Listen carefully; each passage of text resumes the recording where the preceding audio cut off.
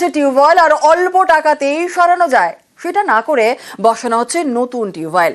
কারণ যত বেশি টিউবওয়েল তত বেশি টাকা, এমনই চাঞ্চল্যকর অভিযোগ বারাসত ১ নম্বর ব্লকে। স্থানীয়দের দাবি, শুধু এই ব্লকেই পড়ে পড়ে নষ্ট হচ্ছে ১০০-রও বেশি টিউবওয়েল, একটাও সরানো হচ্ছে না।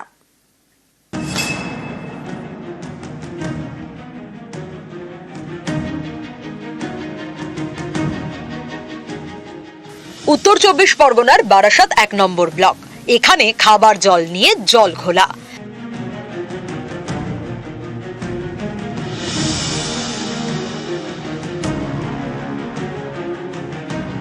বারাসতের কদম্বগাছি আর্সেনিক প্রবণ এলাকা। এখানকার বাসিন্দাদের বড় ভরসা টিউবওয়েলের পরিশ্রুত জল।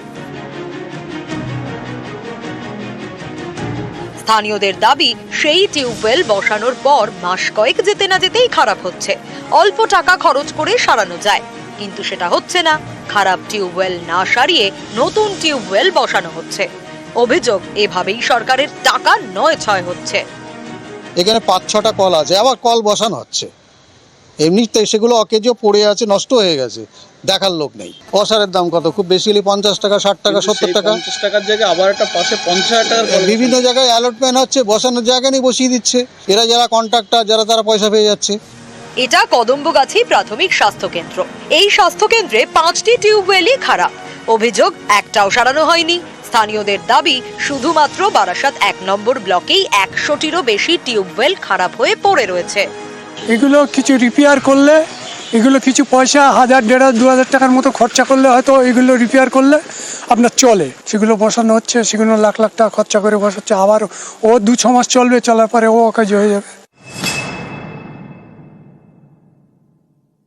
আমাদের এই উত্তর ২৪ পরগনা জেলায় যিনি পিএইচির এক্সিকিউটিভ ইঞ্জিনিয়ার আছেন, তার সাথে আমি অলরেডি কথা বলেছি, ২-১টা পয়েন্টের কথাও বলেছি। সেই পয়েন্টে তারা ভিজিট করবেন, এটা হওয়ার কথা নয়। আর মানুষ বলছেন যে সরকারি টাকা শুধুমাত্র ব্যয় হচ্ছে, সরকারি টাকা পরিকল্পনাহীনভাবে নষ্ট হচ্ছে, ব্যয় হচ্ছে, ফলে কোনো রকমভাবে ভ্রুক্ষেপ নেই যারা এই দায়িত্বে আছেন তার। কারণ একের পর এক কল বসে সরকারি টাকায় লক্ষ লক্ষ টাকা ব্যয় পড়ে রয়েছে, এইভাবে একের পর এক সরকারি কল। কদম্বগাছি থেকে ক্যামেরায় সাম্য গোস্বামীর সঙ্গে জিয়াউল আলম, নিউজ ১৮ বাংলা। পূর্ব মেদিনীপুরের মহিষাদলের রামজিউ মন্দির, ৩১৫ বছর পুরনো এই মন্দির এখন অবহেলায়। চুন সরকি খসে পড়ে মন্দিরের গা থেকে। রোজ পুজো হয়, কিন্তু সংস্কার হবে কবে? প্রশ্ন অনেকেরই।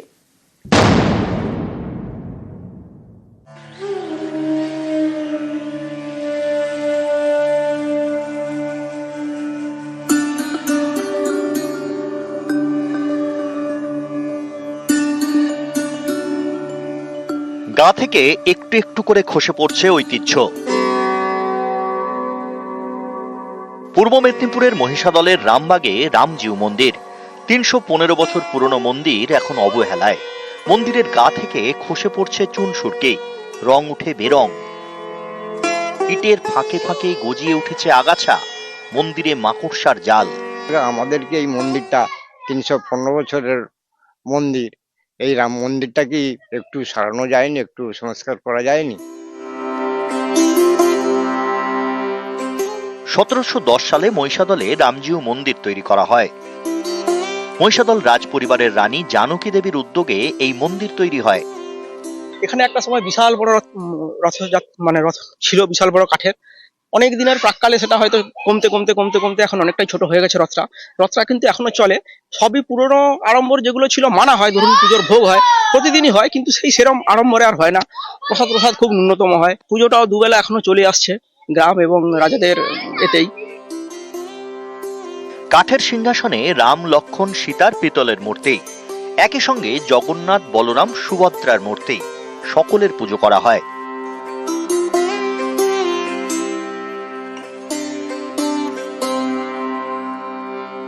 প্রতিদিন পুজো তো হয়, কিন্তু মন্দিরের সংস্কার হবে কবে? এ প্রশ্ন মহিষাদলের অনেকেরই। সংস্কার হোক অবিলম্বে, হাল ফিরুক রাম মন্দিরের, চাইছেন সকলেই।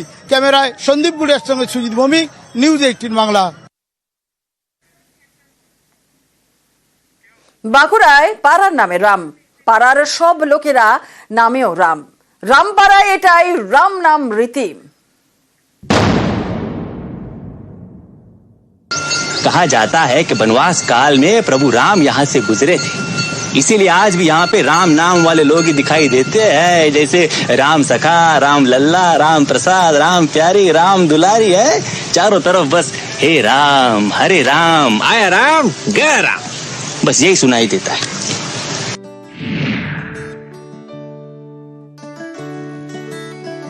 বাঁকুড়া শহর থেকে ৬-৭ কিলোমিটার ভিতরে পশ্চিম শানাবাদ গ্রামের রামপাড়া। পাড়ার নামে রাম, এই পাড়ার সব লোকের নামেও রাম। এটাই এই পাড়ার নিয়ম, ছেলেদের নামে রাম থাকতেই হবে। এই রামপাড়ার নাম এই কারণেই হয়েছে যে আমাদের কুলদেবতা রামচন্দ্র ঠাকুর। পুরুষদের ক্ষেত্রে নামের আগে রাম অতি অবশ্যই থাকতে হবে। এইভাবেই মানে রাম থাকবেই আর কি, নামের আগে রাম অতি অবশ্যই থাকবে। একটা নাম দুবার হয় না, মানে আমার নামটা আবার রিপিট হয়েছে এরকম হবে না।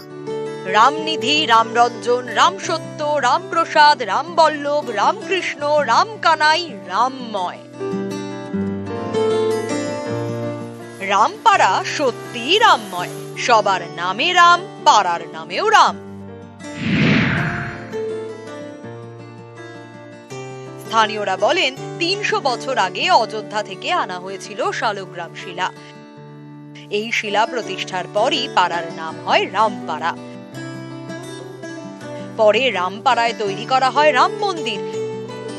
এই রাম মন্দিরে রামের মূর্তি নেই, শালগ্রাম শিলাকে রাম রূপে পুজো করা হয়। আমাদের 3 বার পূজা হয়, সকালবেলায় স্নান হয়, মন্দির ধোয়াধুয়ি এসব নানা রকম পূজা পাঠ হয়, তারপরে দুপুরে অন্নভোগ হয়, সন্ধ্যাবেলায় আরতি হয়। আরতি তো শাঁখর ঘন্টা বাজে না, শুধু শাঁখ বাজে আর আরতি হয়। খুবই আনন্দিত, রামের বংশধর, আমাদের যে কোনো আপদ বিপদ সবসময় উনি আমাদের রক্ষা করেছেন, আমরা সবসময় শরণাপন্ন উনার কাছে হই। বাঁকুড়া থেকে প্রিয়ব্রত গোস্বামী, নিউজ 18 বাংলা। যাদবপুরে বৃত্ত সম্পূর্ণ, অতি বাম রাজনীতির আঁতুর ঘর বলেই পরিচয়। আর সেই যাদবপুরে রাম নবমী পালন, মূর্তি বসিয়ে যাদবপুরে রাম পুজো, আজাদি স্লোগান মুছে গতকাল তিরঙ্গা।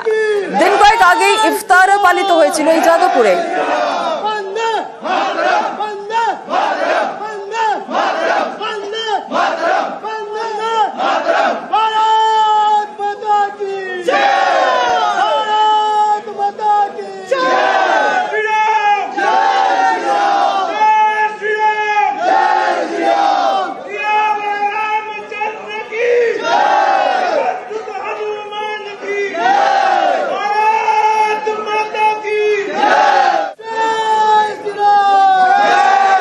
রবিবারই যাদবপুরে রামনবমীর পুজোয় প্রাক্তন ভারপ্রাপ্ত উপাচার্য বুদ্ধদেব সাউ।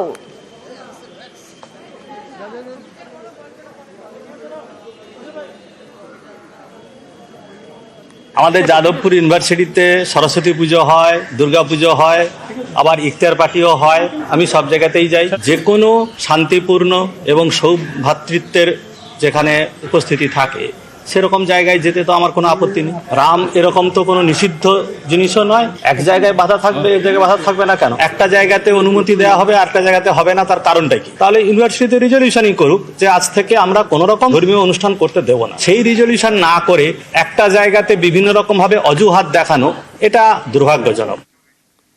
আর এদিকে শিক্ষাঙ্গনে কেন ধর্মাচরণ, প্রশ্ন যাদবপুরের প্রাক্তনীদের।